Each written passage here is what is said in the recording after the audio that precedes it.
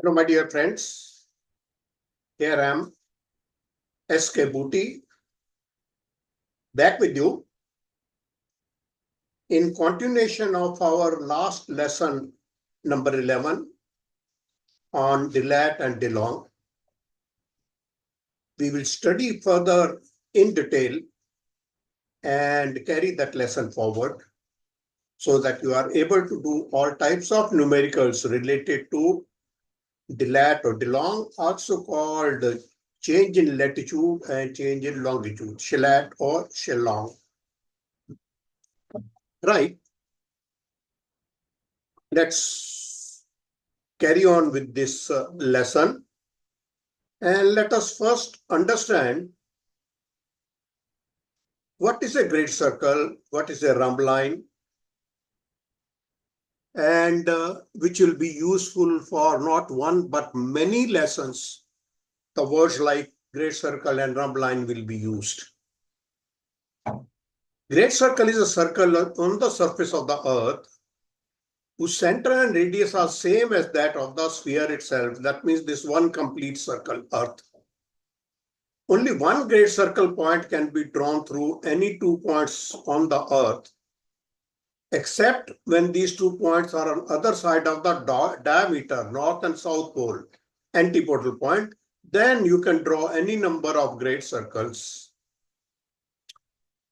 Great circle path, since only one great circle can be drawn through 2 points, great circle path therefore is the shortest distance between any 2 points on the earth. And any other circle drawn on the sphere which is not a great circle is called a small circle. For example, parallels of latitude are small circles parallel to equator. Great circle is concave to equator and convex to the nearer pole. It is towards the nearer pole. And great circle, the problem is when you want to fly a shortest distance, it does not follow a constant direction. For constant direction, we fly an imaginary path called a rhumb line between these two places. This rhumb line cuts all the meridians at the same angle, and as you know, direction is measured from your meridian. But obviously, that will not be the shortest distance. So when you're flying along a parallel of latitude in the direction east or west, you are flying the constant direction, but not the shortest distance. We will come to that later. What if I want to fly the shortest distance?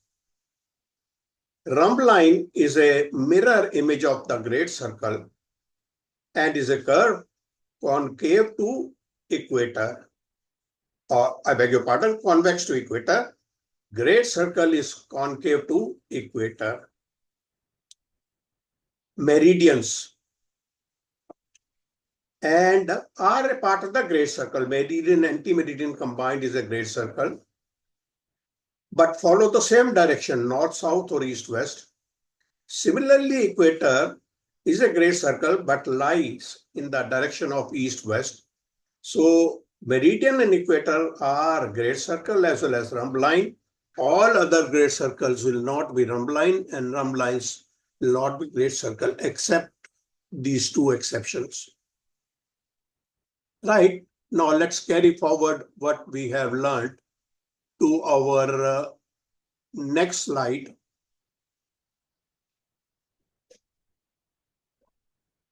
And on that, we bring back our previous lesson. We had studied about the distance along the parallels of latitude, where we used DeLong in minutes for the distance. Today, we will use the same DeLong to find out convergency. Convergency is inclination between two meridians at a parallel of latitude. For example, this is one meridian, and this is my track I have reached here now. If I draw a line parallel to my original meridian, then this angle with the new meridian is called convergency. This was my track at the time of starting, and this is my track from the meridian now. So this original track plus the convergency is my new track. So great circle track changes direction. How much? That's the amount of convergency. So when you're using maps and charts, look at your properties of the chart and find out when you're flying a straight line, the shortest path on the chart is that a rhumb line or a gray circle. Although for a short distance, it hardly makes any difference. So many charts fly A to B, B to C, C to D, etc. Gray circle tracks, and they are almost rhumb lines also. Now, convergency. Meridians converging to each other. At equator, as you know, meridians are parallel to each other. They converge toward North Pole and South Pole. So convergency at equator is 0. At pole, the convergence is maximum. Convergency between two meridians will be their change of longitude in degrees. Convergency at any other latitude, phi, the value will be change of longitude in degrees between these two places into sine of that latitude.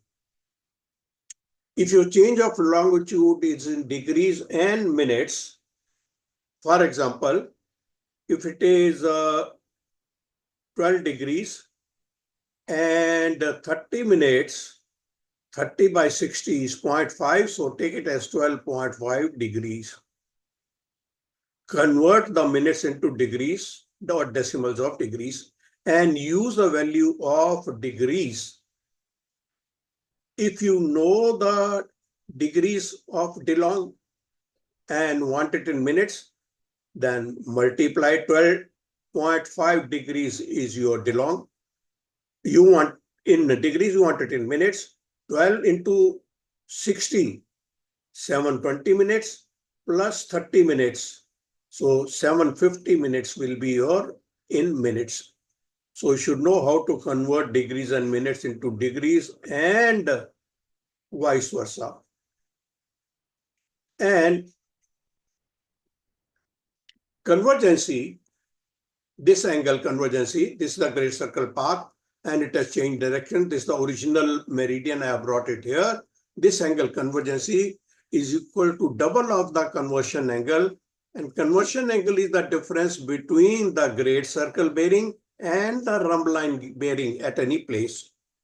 So conversion angle is half of the convergency, DeLong in degrees into sine latitude, and where these two places are different latitudes, use mid latitude.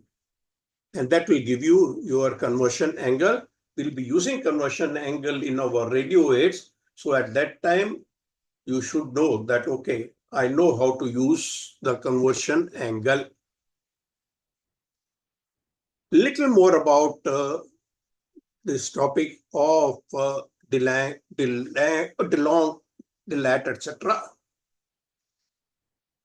If a place A is 25 north and B is 40 north, from A to B, your DeLat will be north, and from place B to A, your DeLat will be south. So if you know the place A, he says you are at 40 north and your DeLat is 15 south, where are you? 40 north minus 15 degrees will be 25 north. Okay. If we say you are at 40 north and DeLat is 60 degrees south, okay, come down south 40 degrees, cross equator and go 20 degrees south and tell him I'm at 20 degrees south parallel. Since he told me DeLat is 60 degrees south from 40 north. Similarly, between 22 east to 43 east, 22 to 43 DeLong is east, 43 to 22 east DeLong is west, and from here, if your DeLong is 47 degrees, and west.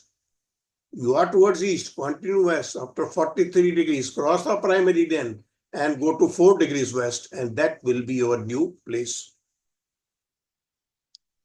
When you fly along a particular parallel of latitude, you can direction fly east or west. If you fly direction east or west, the distance of this particular parallel or the equator can be calculated with the formula of departure. At equator, DeLong in minutes, 360 degrees into 60 minutes, into cosine of the latitude is the distance. Cosine 0 is 1. Distance is 21,600 nautical miles. If you are at 60 degrees north, flying towards 270 direction or 090 direction, then your total distance to starting and coming back to the same point will be 360 degrees DeLong into 60 becomes minutes into cosine 60, which is 0.5. Your distance will be 10,800 nautical miles. You can go around the earth here at 60 degrees north.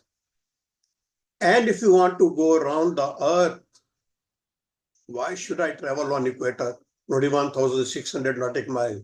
I'll go to the pole. Stand here and turn around 360 degrees and come back and tell your friends that I've just been around all 360 degrees of the earth. Stand here. The distance virtually becomes zero as you reach the pole. And another interesting thing to notice, let's say these two places A and B are on the same parallel of latitude. If I fly from A to B, I'll fly 090 constant direction. If I fly from B to A, I will fly 270 degrees constant direction. But like I told you, parallels of latitudes are Rhumb lines. They don't give you the shortest distance. Okay, let's find out why not. This place is, let's say, 65 degrees north parallel on this meridian. And place B is on my anti-meridian. How will you know B is on anti-meridian? 180 minus your meridian should be the meridian of the second place. Then the second place is on your anti-meridian. And this path will now be a great circle. So I can go from A to North Pole, fly 360, 25 degrees one. North Pole again back to B, another 25 degrees. Only thing is, great circle does not maintain a constant direction. Up to here, direction will be 360. And from here, you can make out direction will be 180. How nice. But I have traveled a shorter distance, 25 north plus 25 south, total 50 degrees, each degree 60 minutes. And each minute of change of latitude, since it's a great circle, distance will be 3,000 nautical miles. If I go on track A to B or B to A, distance will be same, 180 degrees. Change of longitude into 60 minutes of longitude into cosine 65, a value of 0.422. I will have to travel 4,558 nautical miles. I'll be flying a constant direction, but not the shortest distance. But now the airline will say, why did you follow this? I'm going to deduct this extra 1,558 nautical miles fuel from your salary.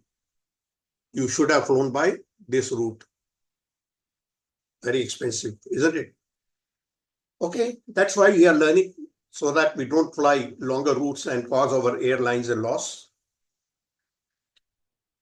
If I have to go from C to D, both are 70 degrees south, or D to C, go via the South Pole. First track will be 180 and second track will be 000. And that is this wonderful word of understanding dilat and DeLong and their application.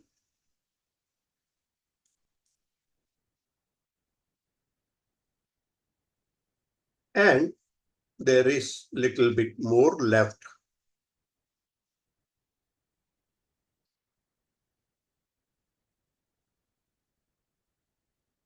Let's now understand if you fly a great circle bearing or a rhumb line bearing, what will be the difference in their bearings? This diagram is for northern hemisphere. This is the equator, and this diagram is south of equator. This is the equator. Let's first understand this, second will again become easy. A to B, the rhumb line track is 070. So reciprocal track, rhumb line, reciprocal track will be 250 degrees. Rhumb line is a constant direction line. So coming back 250. But if I fly a great circle, this will be a great circle track. Okay.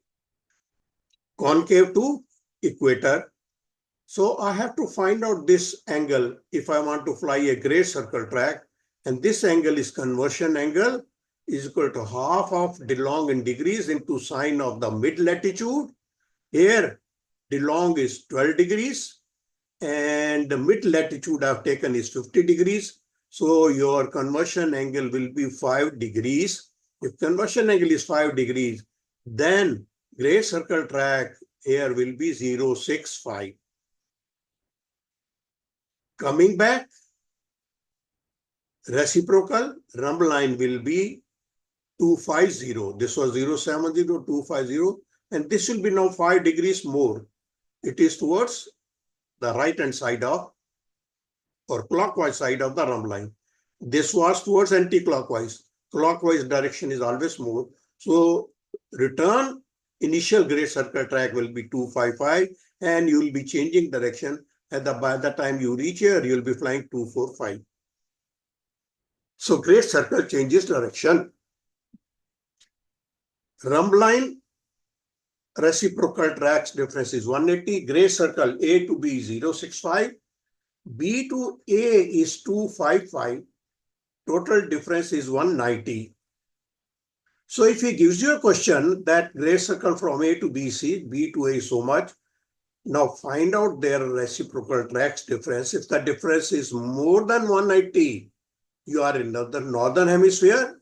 Tell him I'm in northern hemisphere. If the difference is less than 180, you are in southern hemisphere. And this deviation from 180 degrees, 10 degrees deviation, tell him this is my convergency, 10 degrees. He says, give me conversion angle, 5 degrees. Fine. Now, here your great circle bearing was 5 degrees less. What if the second place is towards your west or DeLong is west, this side? Let's take this example. A to B is 240, B to A will be 060, rhumb line track. Great circle will be 240 plus 5 degrees. Now great circle is to your right, 245. Similarly, from return, this is 060 and less 5 degrees, 055 is your great circle. I am trying to keep the moderate pace of talking. If you miss any point, you can replay this video. Okay, no harm. Now here you'll find again the difference is 190 degrees reciprocal track. Why is the great circle tracks difference not 180? Because of convergency. Southern hemisphere, this is your rhumb line and great circle will be towards pole. Okay, this is equator. Great circle will be concave to equator and convex to the pole. So here I have taken a rhumb line track of 057, reciprocal is 237, and the conversion angle that I found out, 8 degrees is DeLong, 32, 24, 32, 40 west, 24 west, further west, 32 west, further west, 40 west. And here I found out conversion angle is 3 degrees. So on my way from A to B, if 057 is my rhumb line track, now I will add 3 degrees and that will be my starting or initial great circle track. Here, the great circle track was less. So don't forget to draw a small sketch. If you are in southern hemisphere, draw the gray circle towards South Pole. If you are in the northern hemisphere, draw a gray circle towards the North Pole. Find out this difference. And of course, I've explained you 4 diagrams together. In the examination, there will be only one diagram. He'll say place A and B is this, read their longitude. If the DeLong is east, B will be this side. If the DeLong is west, B will be this side. Here also 32 east, DeLong east, this side. 24 west is east of 32 west. Then this diagram, and DeLong west, this diagram. Southern hemisphere gray circle and northern hemisphere gray circle. And you will be able to answer all the questions related to conversion angle, convergency. And if you know this angle, or if you know gray circle and rhumb line tracks, how to find out the rhumb line track, or how to find out the hemisphere, reciprocal bearings, more than 180, northern hemisphere. These are the type of questions, so many different type of questions we have done. And in next lesson, in a day or two, I'll be posting a number of questions related to these concepts we have read in lesson 11 and 12. And read the lessons twice if need be before you go to lesson 13, so that you get the maximum number of answers correct even at the first attempt itself. Good luck, all the best. I hope you're sharing your videos with your friends and also giving me a like and subscribe. All the best, good day, happy landings. See you in the next lesson. Bye-bye.